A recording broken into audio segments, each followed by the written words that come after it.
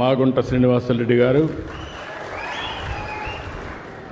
APIIC chairman Ramaraju గారు,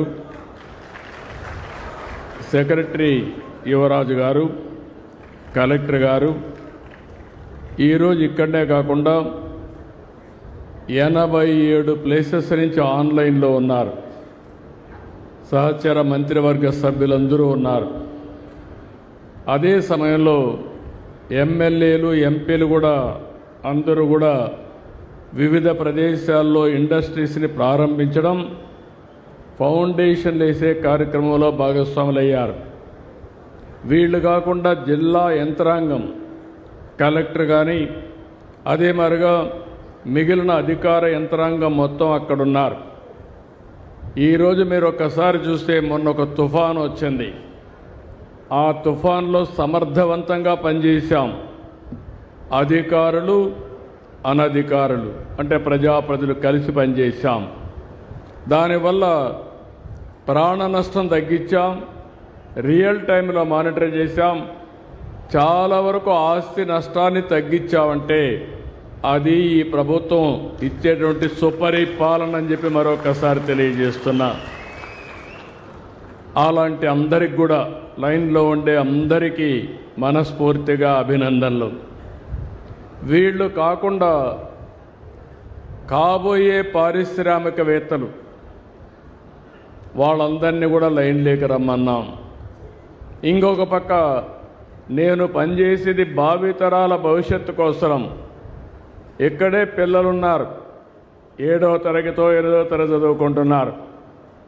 మీరు చదువు పూర్తయ్యే కొందికి మీరు ఎక్కడికి పోయే పని లేకుండా మీ ఊర్లో కానీ మీ ప్రాంతంలో ఉద్యోగాలు ఇప్పించే బాధ్యత నాది. అదే మాదిరిగా ముందందరం కష్టపడేవాళ్ళం. ఇప్పుడు కష్టపడడం కాదు, ఇష్టపడి పనిచేస్తే, స్మార్ట్గా పనిచేస్తే ఏదైనా సాధ్యమని మరొకసారి పిల్లలందరికీ తెలియజేస్తున్నా. ఈరోజు అందుకనే టీనేజ్ పిల్లలున్నారు, 7వ తరగతి నుంచి. అక్కడి నుంచి ఆలోచనలే మారుతూ ఉంటాయి. అందుకనే మిమ్మల్ని అందరినీ కూడా ప్రభుత్వంలో భాగస్వాములు చేయాలనుకుంటున్నాను. నేను తీసుకునే ప్రభుత్వ విధానాలు ఈ పిల్లల కోసరం, భావితరాల కోసరం, వాళ్ళు కూడా భవిష్యత్తులో విధాన నిర్ణయాల్లో భాగస్వాములు చేస్తానని మరొకసారి పిల్లలందరికీ విజ్ఞప్తి చేస్తున్నా. మీరు కూడా దీన్ని ఉపయోగించుకోవాలి. ఏ విధంగా ఉపయోగించుకుంటారో చెప్తాను. ఈరోజు నా జీవితంలో చాలా హ్యాపీయెస్ట్ డే. ఎందుకు ఆ మాట అంటున్నానంటే 87 ప్లేసెస్లో ఒక నూతనమైన కాన్సెప్ట్ కోసం, 1 ఫ్యామిలీ 1 ఆంటర్ప్రెన్యూర్, అందరూ ఉద్యోగాలు ఇస్తూ ఉంటారు. నేను ఉద్యోగమే కాదు, నిన్ను పారిశ్రామికవేత్తగా చేస్తానని చెప్పిన మొట్టమొదటి ప్రభుత్వం తెలుగుదేశం ఎన్డీఏ ప్రభుత్వం.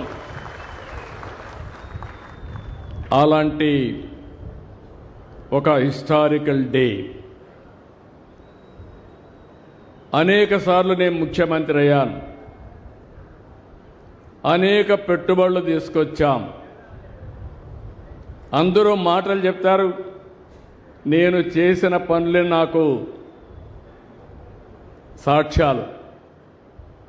ఈరోజు హైదరాబాద్ ఉంది, ఎప్పుడో 50 ఏళ్ళు 100 ఏళ్ళు కాదు, 25 ఏళ్లకు మునుపు అభివృద్ధి ప్రారంభిస్తే ఈరోజు హైదరాబాద్ దేశానికి ఒక ఆదర్శంగా, మోస్ట్ లివబుల్, ప్రతి ఒక్కరూ ఉండడానికి అనుకూలమైన సిటీగా, దేశంలో హైయెస్ట్ తలసరి ఆదాయం వస్తుందంటే అది నేను వేసిన ఫౌండేషన్ అని చెప్పి మీ అందరికీ విజ్ఞప్తి చేస్తున్నా.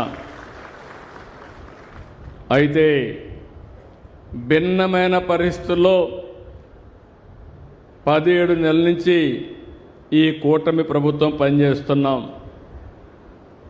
ఎందుకన్నానంటే భిన్నమైన పరిస్థితులని, చాలా సమస్యల సుడిగుండంలో నుంచి మేము పనిచేసే పరిస్థితికి వచ్చాం. పెట్టుబడుల కోసం, మన యువత భవిష్యత్తు కోసం కన్న కలలు ఒక్కొక్కటి నిజం అవుతున్నాయి. ఎన్నికల సమయంలో ఒక మాట చెప్పాను. ఆ రోజు నేను చెప్పింది నాకు అనుభవం ఉంది, చేశాం, మళ్ళీ హామీ ఇస్తున్నా. సమిక్షేమం, అభివృద్ధి, సుపరిపాలనతో ఏపీ బ్రాండ్ని మళ్ళీ బిల్డప్ చేస్తానని నేను ఆ రోజు చాలా స్పష్టంగా చెప్పాను. అది ఇప్పటికి కూడా మీకు జ్ఞాపకం ఉంటుంది. ఇంకొక పక్క పెట్టుబడులు తెచ్చి 20 లక్షల మందికి ఉద్యోగాలు ఇస్తామన్నాం. 20 లక్షల మందికి ఉద్యోగాలంటే చాలామంది అవహేళన చేశారు. ఆ దిశగా ఈరోజు మనం ముందుకు పోయే పరిస్థితికి వచ్చింది. ఈ రోజు నుంచి మీరు చూస్తే ఇప్పటికే చాలా వేసాం, ఫౌండేషన్లు వేసాం, ప్రారంభాలు చేసే పరిస్థితికి వచ్చాం. ఈ వారం అంతా కూడా రాష్ట్రం మొత్తం పెట్టుబడుల వెల్లువ, పండగ వాతావరణంలో ఇనాగరేషన్లో ఫౌండేషన్లు వేసుకుంటున్నాం. అయితే ఒక్కొక్కసారి గతాన్ని గురించి ఆలోచించకపోతే భవిష్యత్తుకు ప్రణాళికలు వేసుకోలేం. గత పాలకుల విధ్వంస విధానాలతో పరిశ్రమలు మూతబడ్డాయి, పారిశ్రామికవేత్తలు పారిపోయారు. అంతేకాదు, మా తమ్ముడు అరుస్తున్నాడు. ఆ రోజు మీరు చూస్తే ఎంత భయంకరమైన వాతావరణం అంటే బుద్ధుండే ఎవరు కూడా చేయరు ఇలాంటి తప్పుడు పనులు. కావాలని చెప్పి కరెంటు ఉత్పత్తి చేసే సోలారు కంపెనీలు ఎంఓయూలు చేశాం. కరెంటు ఉత్పత్తి అవుతుంది, కరెంటు ఉత్పత్తి తీసుకోకుండా వాళ్ళవన్నీ క్లోజ్ చేయమన్నాడు. కరెంటు క్లోజ్ చేయలేరు, ఎందుకంటే ఎండకు వచ్చే కరెంటు వాడుకోకపోతే నష్టం. గవర్నమెంట్కి ఒక ఆబ్లిగేషన్ ఉంది. ఆ ఆబ్లిగేషన్ ఒకవేళ వాడుకోకపోతే వాళ్లకు నష్టపరిహారం కట్టియాలి. ఎవరు చెప్పినా వినలేదు, వితండవాది.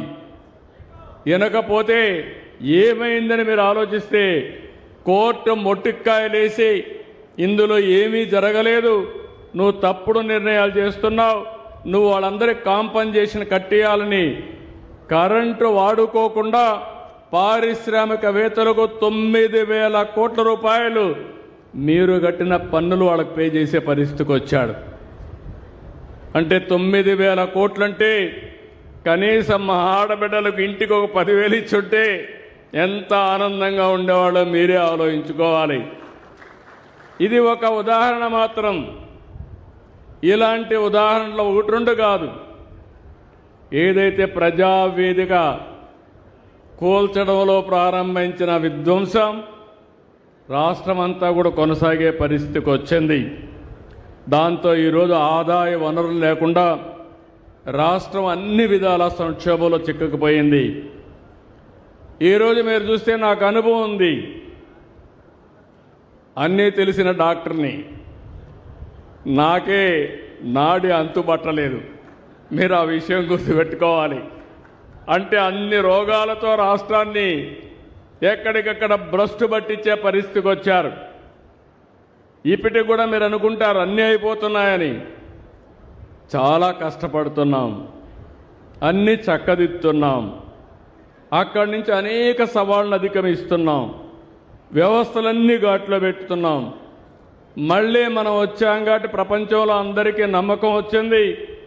నేను కూడా పోయి చెప్పాను, రాబోయే రోజుల్లో మీకు ఇబ్బందులు ఉండవు, ఇది నా గ్యారంటీ, ఇది మా రాష్ట్రం, తప్పకుండా మీకు అండగా ఉంటానని హామీ ఇచ్చాను. దాంతో మళ్ళీ బ్రాండ్. ఒకప్పుడు ఏపీ అంటే చీచీ అనేవాళ్ళు, ఇప్పుడు ఏపీ అంటే భలే భలే అనే పరిస్థితికి వచ్చారు. ఇప్పుడే మీరు చూశారు, రిలయన్స్ మొదలుకొని అందరూ క్యూ కట్టే పరిస్థితికి వచ్చారంటే ఒకప్పుడు ఈజ్ ఆఫ్ డూయింగ్ బిజినెస్ అన్నా ఇప్పుడు స్పీడ్ ఆఫ్ డూయింగ్ బిజినెస్ అని సెప్టెంబర్లో ప్రారంభించిన ప్రాక్టీని ఫిబ్రవరిలో ఇనాగరేషన్ చేస్తున్నారంటే అది ఈ ప్రభుత్వ విధానం అని మరొక్కసారి మీ అందరికీ విజ్ఞప్తి చేస్తున్నా.